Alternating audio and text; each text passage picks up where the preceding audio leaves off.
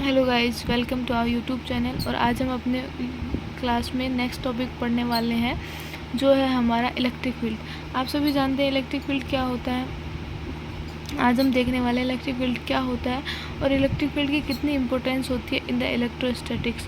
जो electric field होता है हमारा, इलेक्ट्रिक फील्ड एक ऐसा रीजन होता है, कोई भी चार्ज बॉडी के आसपास का एक ऐसा रीजन होता है जिसके अंदर रखा हुआ कोई जो दूसरा चार्ज होता है वो कुछ फोर्स को एक्सपीरियंस करता है, उसको हम क्या बोलते हैं, इलेक्ट्रिक फील्ड बोलते हैं। ऐसे फील्ड को इलेक्ट्रिक फील्ड बोलते हैं जिसके अंदर कोई चार्ज बॉडी रखी, कोई भी चार्ज बॉडी के चारों तरफ एक ऐसा एरिया जिसके अंदर रखा हुआ कोई दूसरा चार्ज भी कोई ना कोई फोर्स को एक्सपीरियंस करता है, उसको हम क्या बोलते हैं, ऐसे फील्ड को हम इलेक्ट्रिक फील्ड बोलते हैं, इलेक्ट्रिक फील्ड बोलते हैं। अब इसके अंदर जो चार्ज है जो कि कोई भी फोर्स को फील करता है, उस चार्ज को हम बोलते हैं test charge.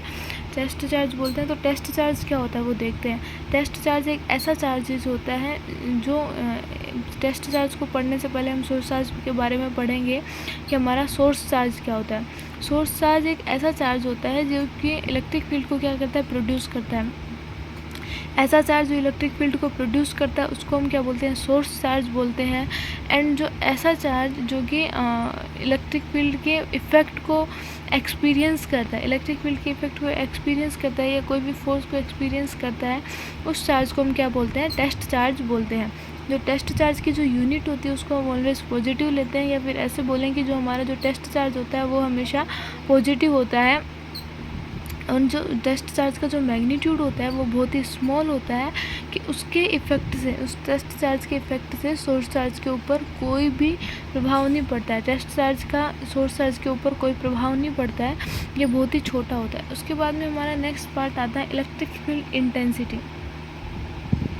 Electric field intensity क्या होता है। इलेक्ट्रिक फील्ड इंटेंसिटी एक ऐसी टर्म है, इसको हम बोलते हैं force experienced per unit positive test charge placed at that point without disturbing the source charge। Source charge को बिना डिस्टर्ब करे हुए फोर्स जो पर यूनिट टेस्ट चार्ज जितना फोर्स हम एक्सपीरियंस करते हैं उसको हम क्या बोलते हैं, इलेक्ट्रिक फील्ड इंटेंसिटी बोलते हैं।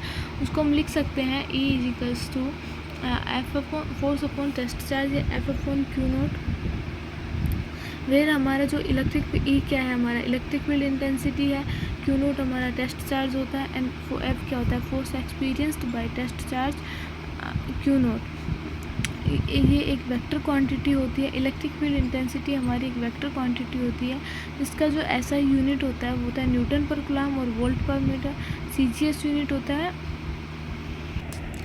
इसका जो डायमेंशन होता है, हमारे डायमेंशन होता है M1, L1, T-3 and A-1। Electric field due to positive charge is always away from its. Positive charge की वजह से जो भी इलेक्ट्रिक फील्ड प्रोड्यूस होता है वो हमेशा क्या होता है, दूर होता है उससे, टेस्ट सोर्स चार्ज से हमेशा क्या होता है, दूर की तरफ होता है। और while due to negative charge is always towards it, और नेगेटिव चार्ज जब होता है तो उसकी तरफ होता है। ये डायरेक्शन ऑफ इलेक्ट्रिक फील्ड होता है। Electric field intensity due two point charge, कोई भी पॉइंट चार्ज की वजह से इलेक्ट्रिक फील्ड इंटेंसिटी क्या होती है वो देखने वाले हैं हम। कि माना हमने एक सोर्स चार्ज ले लिया Q एंड R डिस्टेंस पे, हमने एक टेस्ट चार्ज ले लिया Q नोट, और हमें R डिस्टेंस पे ही इलेक्ट्रिक फील्ड निकालनी है ड्यू टू Q के वजह से, Q चार्ज की वजह से हमें R डिस्टेंस पे इलेक्ट्रिक फील्ड निकालनी है।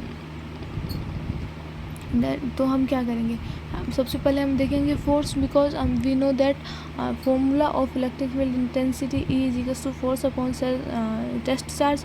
सो हम सबसे पहले फोर्स देखेंगे। तो हमारा जो फोर्स होता है वो क्या होता है, KQ naught upon R square into R cap, मतलब कि लाइन फोर्स क्या होता है, लाइन ज्वाइनिंग के अलोंग हमारा क्या फोर्स है। सो हम इसको फोर्स की वैल्यू को इलेक्ट्रिक फील्ड इंटेंसिटी के फॉर्मूले के अंदर पुट करेंगे। पुट करने के बाद में हमारे पास में वैल्यू आएगी KQ upon R square. That means electric field intensity है वो दोनों चार्जेस के बीच के डिस्टेंस के स्क्वायर के इन्वर्सली प्रोपोर्शनल है, एंड इन्वर्सली प्रोपोर्शनल है। और इलेक्ट्रिक फील्ड इंटेंसिटी उस हिसाब से कम होती जा रही है। सो हमारे पास ये 1/r² के प्रोपोर्शनल है। सो यहाँ पे हमारे पास दोनों ग्राफ है कि वह r² के इन्वर्सली प्रोपोर्शनल है, तो इलेक्ट्रिक फील्ड इंटेंसिटी कम हो रही है, इन्वर्सली कम हो रही है, एंड 1/r² के प्रोपोर्शनल है, तो इलेक्ट्रिक फील्ड इंटेंसिटी का कांस्टेंट स्ट्रेट लाइन ग्राफ आएगा।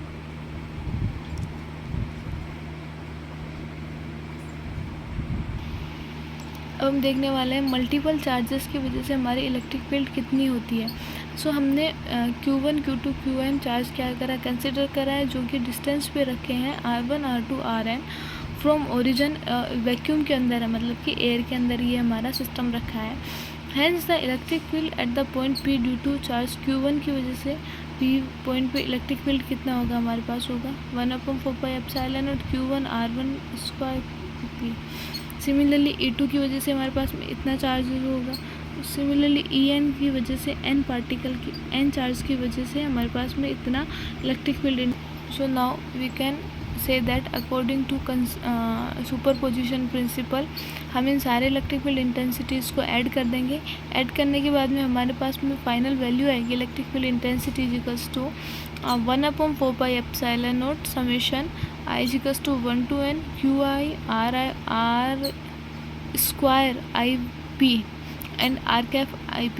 हेयर हम I की वैल्यू 1 to n पुट करते जाएंगे और हमारे पास यहाँ पे जितने भी नंबर ऑफ चार्जेस दिए गए होंगे उतने नंबर ऑफ चार्जेस की इलेक्ट्रिक फील्ड इंटेंसिटी आ जाएगी एंड उनको ऐड करके हम फाइनल आंसर निकाल सकते हैं। Thank you so much guys. Video पसंद आए तो लाइक शेयर एंड सब्सक्राइब जरूर करना। आगे का वीडियो नेक्स्ट पार्ट में।